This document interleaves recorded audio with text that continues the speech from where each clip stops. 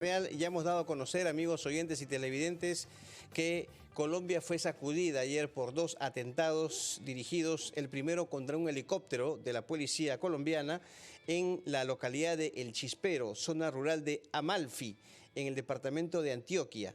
Y después un segundo atentado en Cali. Un camión cargado con explosivos fue detonado en las inmediaciones de la Escuela Militar de Aviación Franco Miguel Suárez, donde se forman justamente los miembros de la Fuerza Aérea Colombiana. Vamos a comunicarnos en estos momentos, amigos de RPP, para tratar este tema tan triste, tan lamentable, por supuesto, con el señor Andrés Nieto, director del Observatorio de Seguridad de la Universidad Central de Bogotá, ex subsecretario de Seguridad de Bogotá entre los años 2021 y 2022. Señor Nieto, ¿cómo está usted? Muchas gracias por atendernos y muy buenos días aquí en Lima, Perú. Buen día.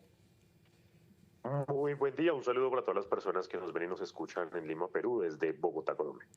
Señor Nieto, no sé si usted maneja información sobre los últimos reportes respecto a los resultados de estos atentados, estos dos atentados. Hay varias cifras que se manejan en cuanto al número de muertos y heridos. ¿Qué información nos podría brindar al respecto? ¿Y cuál es su análisis de esta propagación de conflictos que hay en los últimos días en Colombia, ¿no? Lo que se daba a entender inicialmente como conflictos localizados en ciertas regiones. Sí, tal cual, como ustedes lo mencionaron, ya asciende a más de 50 heridos, de los cuales 20 fueron llevados a diferentes hospitales. Se anunció una recompensa de 400 millones de pesos. Estamos hablando de unos $90.000 para el que brinde información que permita llegar no solo al ataque de Cali, sino también al de helicóptero. Y es que recordemos que hace menos de un mes Cali ya había sido víctima de diferentes atentados, 7 en total. Pero además despertamos hoy en Colombia con la noticia que sobre las 3 de la madrugada hay otro atentado en Bogotá, en Florencia, muy cerca a la alcaldía de la ciudad y a la gobernación departamental.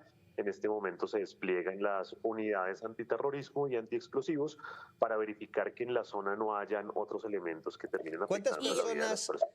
¿Cuántas personas tienen ustedes en el reporte como fallecidas?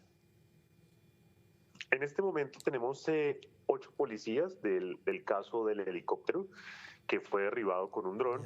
Y pues en el caso de la base militar de Cali, que es la base militar Marco Fidel Suárez, se confirman al menos 7 muertos hasta ahora. Señor Nieto, el presidente de Colombia ha señalado, el presidente Gustavo Petro, que ha sido un día de muerte, pero además él ha dejado muy claro y ha dicho este ataque y el de Antioquia, haciendo referencia justamente a los que estamos relatando, son diferencias con las FARC. Para que nuestro público entienda, ¿a qué se refiere con estas diferencias y los ataques que ustedes han sufrido estos últimos días?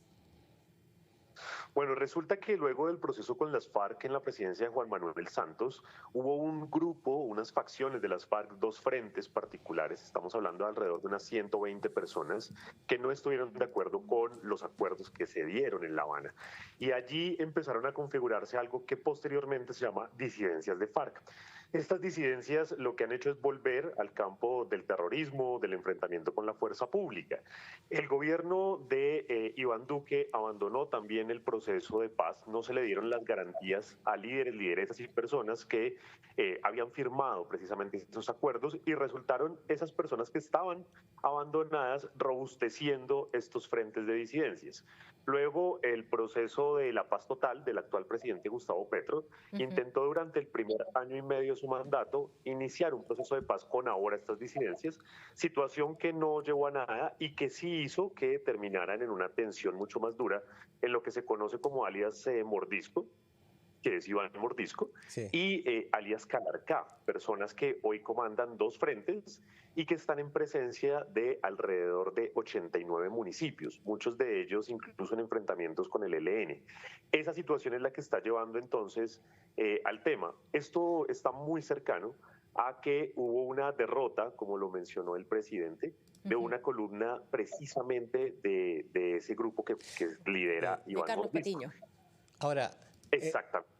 Recordamos, amigos, que estamos conversando con Andrés Nieto, director del Observatorio de Seguridad de la Universidad Central de Bogotá, ex subsecretario de Seguridad de Bogotá entre los años 2021 y 2022, respecto a los atentados ocurridos en ese país en las últimas horas. Son 3 ya los ataques, los atentados, según nos ha confirmado el señor Nieto, y que han dejado un número importante de personas fallecidas. Ahora, señor Nieto, se puede interpretar esta acción, ¿no?, de algunos grupos de las disidencias, de lo que fue la FARC, con un intento de pasar ya a la ofensiva contra el Estado colombiano. Recordemos que en los últimos años solamente la guerrilla del Ejército de Liberación Nacional había hecho este tipo de acciones, y de forma ocasional, obviamente, con gran repudio de la opinión pública. Pero esto es, digamos, ya una etapa de ofensiva de la FARC o de las extintas disidencias de la FARC contra el Estado colombiano. Es evidente que es no solo una ofensiva, sino que esto se suma a que recordemos que en Colombia vienen elecciones presidenciales. Y entre tanto aumentar la tensión política, aumentar el miedo, pues a ellos les conviene para poder generar no solo esta tensión entre las fuerzas, sino miedo en la ciudadanía. Ahora, también es importante decir que hoy el Clan del Golfo y el ELN tienen mayor cobertura que las disidencias de las FARC. Estamos hablando que el ELN pasó de tener en el 2018 una presencia en más o menos 180 municipios, a cierre del 2024 estar en más de 302 municipios de nuestro país.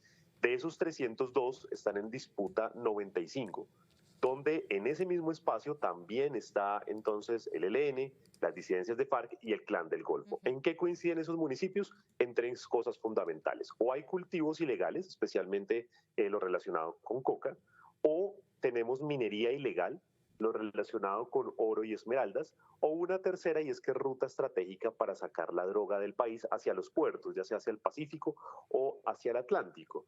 En resumen, hoy lo que tenemos es una ofensiva que ya no es ideológica. Aquí ya ninguno de estos grupos busca una recomposición del país o una propuesta política o llegar al Congreso, ni mucho menos, sino que están detrás es que las rentas criminales y delincuenciales les sigan funcionando. Claro. Particularmente en Cali y particularmente en el Valle del Cauca, hoy se ordenó una militarización de la capital.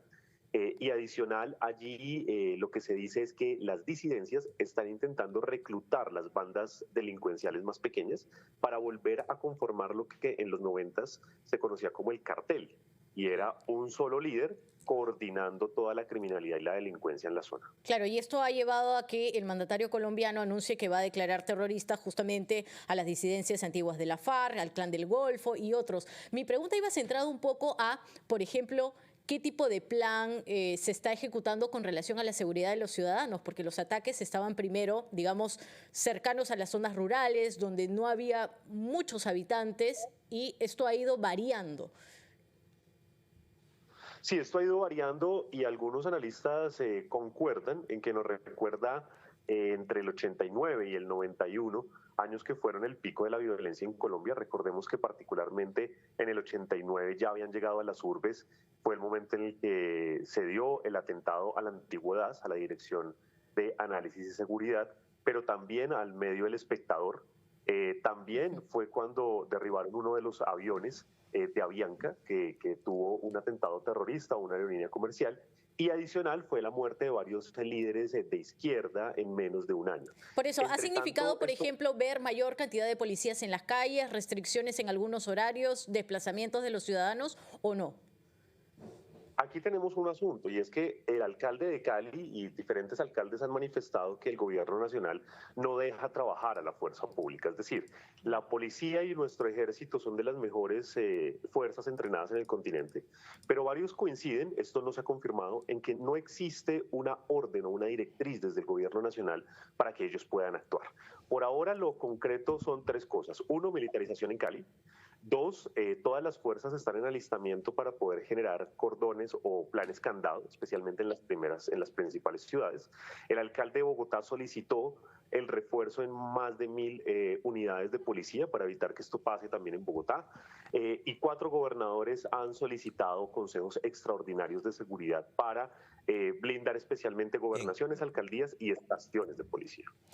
Muy bien, don Andrés Nieto, director del Observatorio de Seguridad de la Universidad Central de Bogotá, ex subsecretario de Seguridad de esa ciudad entre los años 2021 al 2022. Muchas gracias por su gentileza en atendernos y deseamos de todo corazón que no se repita ese escenario de violencia en Colombia, ¿no?, que hubo en fines de los años 80 y comienzo de los 90 y que tanto daño hizo a su país. Muchas gracias por su atención. Muy buenos días. A ustedes, gracias por la invitación. Buen día.